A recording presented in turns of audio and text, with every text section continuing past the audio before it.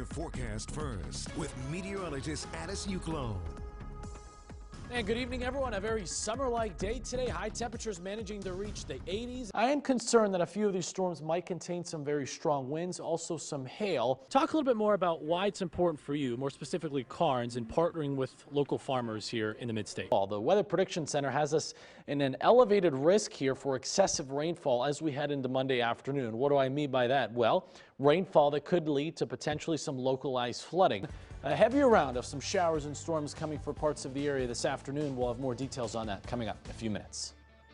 Could be into Huntington, Mount Union, Lewistown here between about 7:15 and 7:45 this morning. We're actually in a home on Klein Road here in Denver where we've seen extensive damage from last night's thunderstorms. Now that upper level low, here's what it's done. It's pulled in some cold air on the back side of it. So notice it's cooler in Chicago and Atlanta right now than it is up in Boston. If you were watching this time yesterday, this was in the noticeable category, the dew point temperature. And I told you as the weekend progresses, it's going to start to feel more and more uncomfortable. Check out these purple colors as they overspread the mid-state. Tomorrow morning, even into the afternoon, these are just sustained winds. That's all thanks to this area of Canadian high pressure. So Canadian high, that means we have to get through some cool weather first. Down Cannon, Perry County, seeing the same thing, a rather gloomy look over the Susquehanna River. These low clouds really keeping our temperatures in check.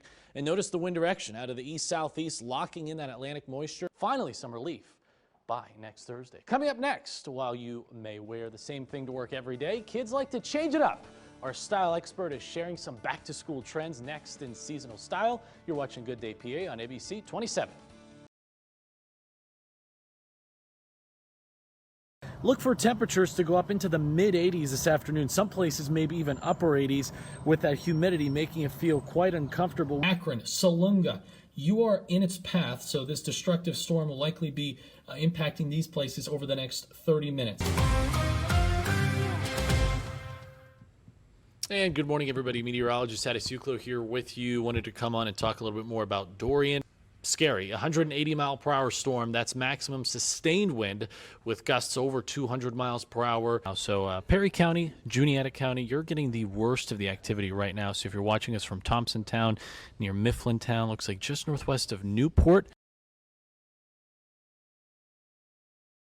directly southeast toward places like Tower City. So putting a track on that here, fear not, Sacramento, Tower City, Gold Mine. This tornadic thunderstorm is moving in your direction. And we do have a storm report that's just come in from Huntington County of thunderstorm wind damage. Numerous trees reported down on Covered Bridge Road. Purples there. In fact, Eric, we have a tool right here where we can show the current hail. It's basically a hail tracker, and wow, that is large hail. That storm first moved into Huntington County, and now we are already getting verification that those very strong winds have reached the ground. It may only be April, but Pennsylvania has seen a quick start to its severe weather season. At least 11 tornadoes have been confirmed in the Commonwealth so far this month, with some surveys still ongoing this afternoon.